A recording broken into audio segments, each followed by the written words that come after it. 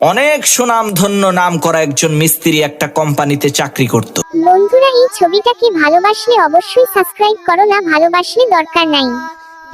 যখন সে বুড়া হয়ে গেল তখন সে তার কোম্পানির মালিককে বলল, স্যার, আমি গত 30 বছর যাবত আপনার এই কোম্পানিতে চাকরি করছি। এখন আমি বৃদ্ধ হয়ে গেছি, আমার গায়ে আগের মতো শক্তি নাই। এখন আমি চাই অবসর নিতে আর বাকি সময়টুকু পরিবারের সাথে কাটাতে। তখন সেই কোম্পানির মালিক বলল, ঠিক আছে, কোনো সমস্যা নাই, তবে আপনি আমাকে শেষ একটা কাজ করে দিবেন, একটা ঘর তৈরি করতে হবে।